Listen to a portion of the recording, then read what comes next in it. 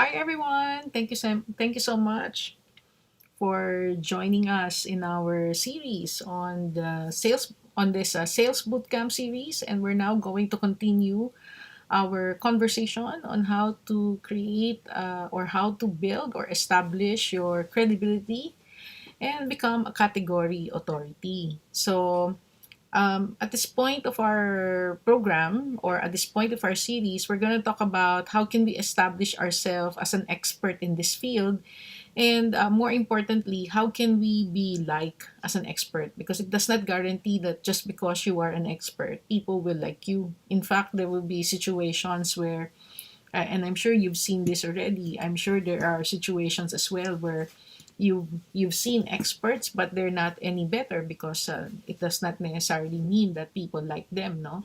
So what we would like to do, or what we would like to achieve here, is to be able to discuss the requirements so that you can establish your credibility, build your authority, and at the same time be liked by your clients, your prospects, that will also lend towards your, or that will help you lead or gear towards success. All right, so let's get started with our discussion.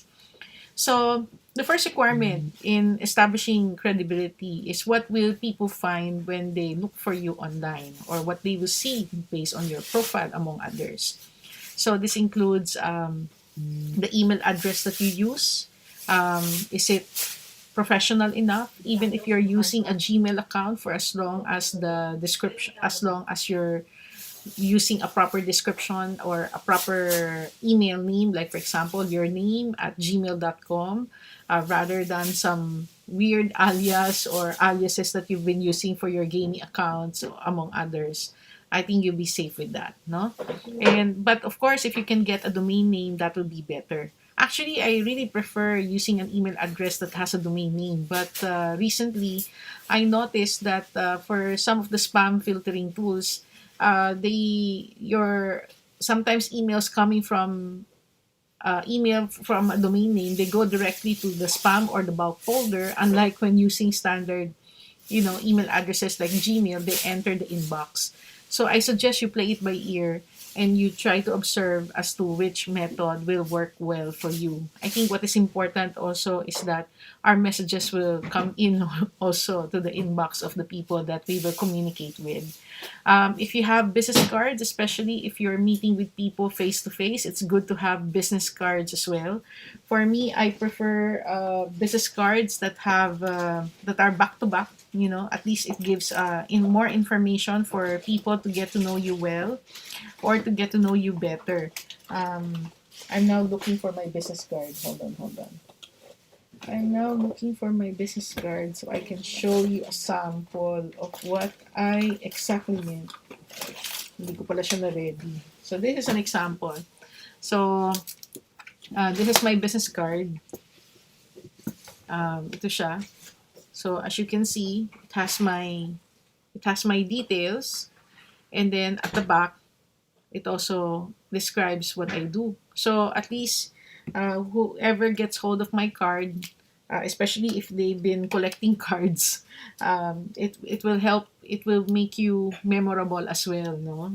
Or increase the chances of people remembering who you are and what you do. I think yun yung helpfulness then, if we have the right business cards whenever we transact with people, or whenever that we can give out whenever we meet people. Of course, if you have a website, the better. If you don't have one, I would suggest building one. It can be under your name, under your product or service, or under your company. And if it's an outdated website, I would suggest improving it or keeping it updated. And if you have your social media presence, your website pictures, ideally, it should look professional enough to the point that you would be respected. No, don't, unless of course it's part of your personality or packaging where you can have wacky shots. But if you would like to meet people, especially in professional venues, it's also good to have a professional headshot, no, that people can use as reference about you, no. And if you also have past client relationships, or people that you got the chance to work with, it will also help if you have a testimonial, because that will also create um, trust or decrease the amount of time needed to establish trust with your target audience kasi syempre makikita nila na talagang credible ka, no? Kasi to the point, depending on the product or service that you are offering, pwede rin meron ka nung tinatawag na board of advisors. You can have and that information can be posted on your website. So board of advisors are people who give you advice on a regular basis or as needed, and that more or less can also build or establish your credibility, no, as a service provider or as a consultant or as a company. Okay, so yun ang importansya niya. Now, um, whenever rendering a service to your clients, your clients will have certain expectations insofar as the minimums are concerned, no? So, um, itong mga minimums na to, hindi siya parang additional na requirements, but actually minimum service standards that your clients will expect from you, no? Nandyan yung maybe response time, the quality of the work that you've submitted. If you're a trainer, the quality of your training. If you are providing a service, the quality of such service. No? The tools that you use, they should be up to date or at par with what is popular in the industry right now. How responsive are you in terms of meeting the needs of your target market? Are there credentials that you have to keep? No, like for example, for me, my credentials are very important. Um, I think I don't I the last thing I want is to plagiarize other people's work, no? So it's important for me that I get the necessary certification for any program that I teach so that I will not end up plagiarizing their work and present myself as a professional, no? And respect the and give recognition where recognition is due, no? So I always believe in that mantra. And then how we give importance to our clients. Do we ignore them or do we give them the attention that they deserve, the prioritization that they deserve? And at the same time, when we price our services, are we pricing them reasonably and as expected so that we can meet our clients' expectations?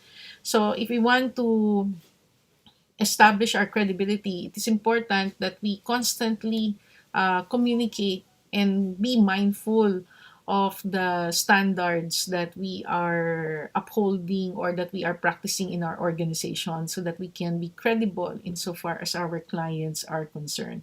Otherwise, we will not be able to sustain it, no?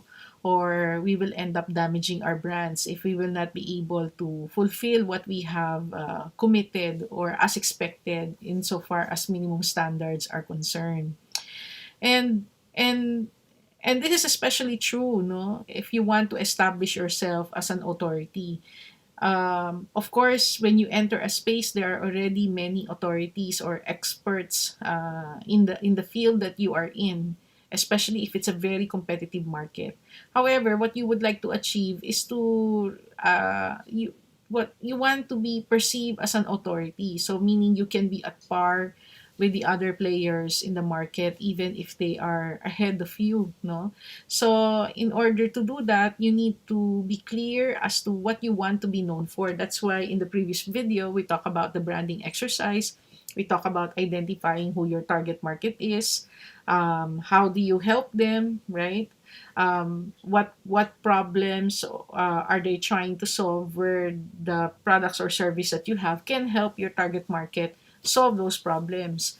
What's the most important benefit that your customer will gain when they work with you, or the most important reward, no? So it can be helping them overcome a problem or maybe helping them achieve a goal.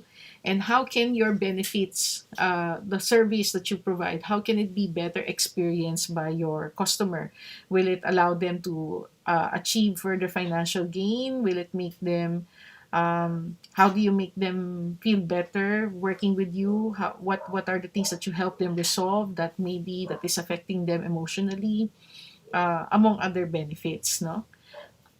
And I think that is really important, especially if you want to become a category authority. So you look at the category where you want to be known for and be recognized as an expert or as an authority or as a specialist, depending how you want to regard it.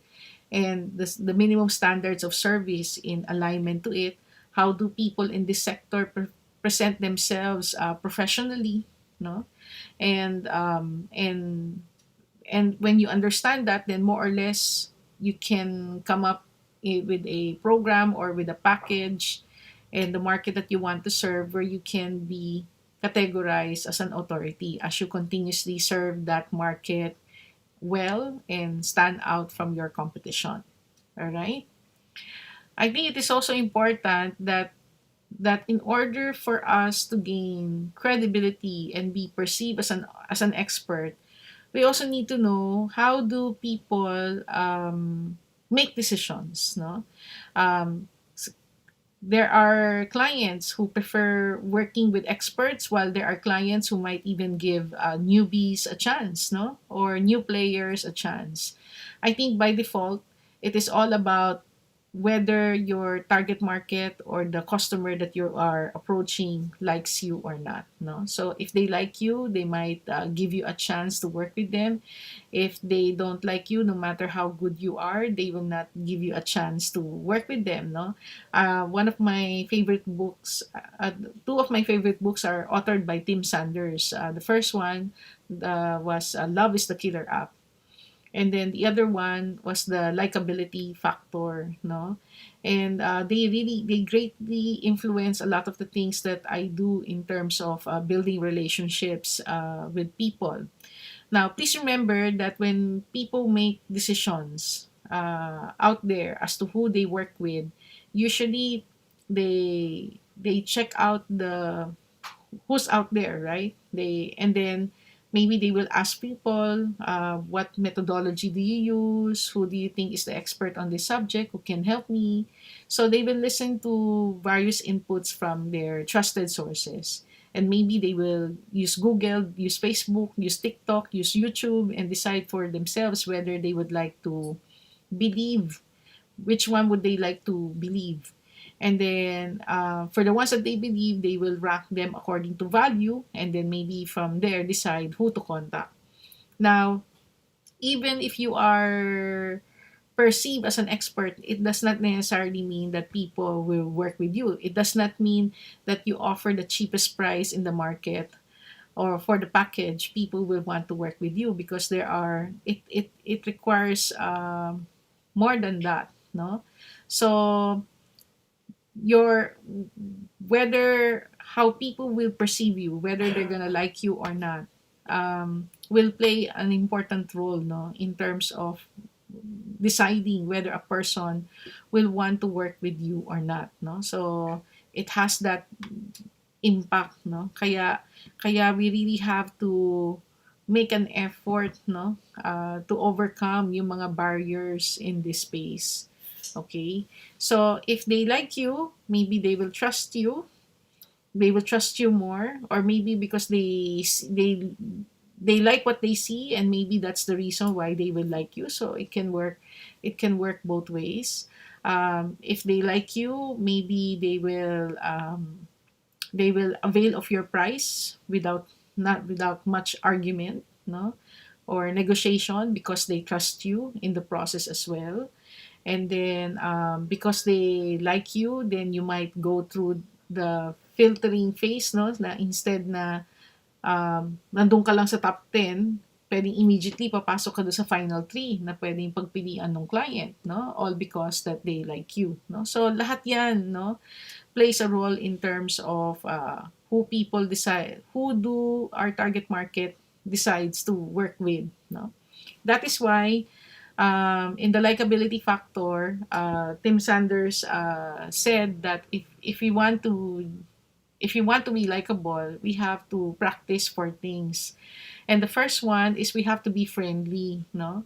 So observe no unfriendliness. I clearly remember that, no? And that includes caring for the people that we get to talk to. As John Maxwell would say, when you meet people, look at them as a 10, no, rather than be doubtful. Give people immediately the benefit of the doubt, no. So look at them as a 10, and be real, don't be a skeptic, don't be negative, because people will get to see whether you are, if you are authentic and real in terms of wanting to meet people and getting to know them. So you want to also show that you are there to understand. You are interested, rather than being there to impress and be interesting. So you want to be there and show that, hey, I understand you. I am interested to know about your concerns, etc., etc. And then, of course, it's important also that we show that we can add value to them. Because if you cannot add value, you're taking up space. So in order for us to add value, we also have to show that we are relevant. No, so that is why, um, if you would like to assess yourself and ask people how you can do better, you can ask them, "Oh, what do you think of me? Do you think am I friendly enough? Is there anything I can do so I can be friendlier, especially if they're with you often and can give you a proper observation? Do your clients feel that you are authentic enough, that you really care? Like for me, whenever I facilitate masterminds or coaching sessions, sometimes it can't be helped. Sometimes the job is a little bit mechanical, or like it is becoming a routine, and to the point that in some situations maybe you're doing two things at the same time already, because it becomes too familiar with you. So that's why you have to be reminded that you have to give your 100%, because authenticity is very important. And whenever you are distracted or doing several things at the same time, no, that your authenticity, your effort in connecting, your effort in listening to your clients is totally affected, no? And even and because of that, your relevance also to that person is affected, because they can feel that you're not really interested in them, no? So that's why we have to be careful with that. So if you would like to become an authority, there are many things that you have to think about. Like in my case, I've been in this industry for a long time, although technically you can say that I am retired already, and I'm just creating regular training materials that I believe can be of help to people and help a few whom I could help. Um, but I know that if I want to stay in this industry for a long time, I have to continuously work on my skills, work on myself, and work in the areas where I want to be an authority or as a resource that people can tap as the need arises. Although I'm not targeting a big market anymore, no. So that can include me considering, um, of course, if I want to decide where do I want to become an authority, I have to take an inventory of where I am right now. So where am I an authority at the moment, or where am I established at the moment, where I am comfortable with what I know. So I can say that, hey, I am comfortable in digital leadership because I understand e-commerce, business development, branding, sales, online marketing, CRM, no, and have helped people work on those areas. But in the future, I also would like to be known in other areas, because I'm also encountering, for the people that I got the chance to work with, that this is a common concern. Like for example, when you are usually at my age, your spiritual growth is very important. Your health is very important. Strategies are very important, maybe because you're not the one doing the work anymore. You hire people to do the work for you. So in the process, you should focus more on the strategy formulation.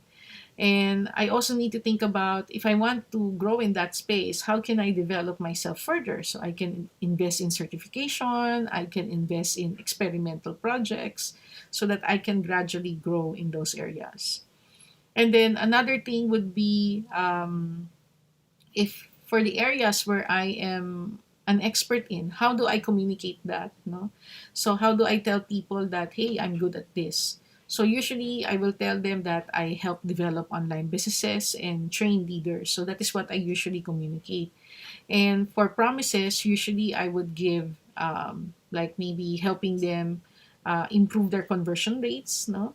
And then, and for me to be comfortable in doing that, I have to keep on experimenting in those projects that I work with people, so that I can constantly measure whether improvement is being experienced or not.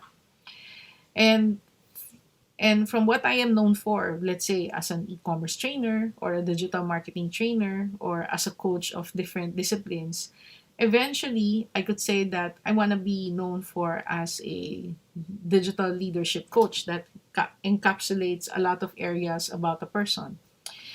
And in order to do that, moving forward, I also have to continuously improve myself. Like I could say that I need to become a credible, reliable um, coach and as a trainer on digital strategies, personal empowerment, transformation that can include different facets of life like health, like leadership, no, family, relationships, finances. Insofar as digital is concerned, helping them in the area of e-commerce, business development, digital marketing, branding, and sales improvement. So, of course, it may look broad, but at the end of the day, if that's how I want to package myself, then that's how I also need to work on myself so that I can render my services effectively. Of course, in certain situations, there are specializations that you work on, and those specializations, I guess it's on a case to case basis. But since I've been in this industry for so long, I'm able to develop specializations in different areas. But if you're new, then maybe you would like to focus more on certain specializations and grow from there. In my case, since I have worked on different areas already, so my specialization development can be on a few more areas where I believe is needed, especially when talking to the people that I get the chance to work with, which are the small business owners who may not necessarily be capable of availing multiple experts, who may only be capable of talking to one or two, where they hope that they can get as many form of help as possible. So I guess it depends on the market that you want to serve and the areas where you want to specialize and become a category for. All right. So I hope this session helps, and I wish you well in your sales development journey, in your business development journey, and I hope this discussion can help you build credibility and establish authority. But remember that even if you're credible and even if you're authoritative, if your audience will not like you, then it can also be a challenge. So work on being like and build relationships with your audience as well. Thank you so much for watching. See you in the next video.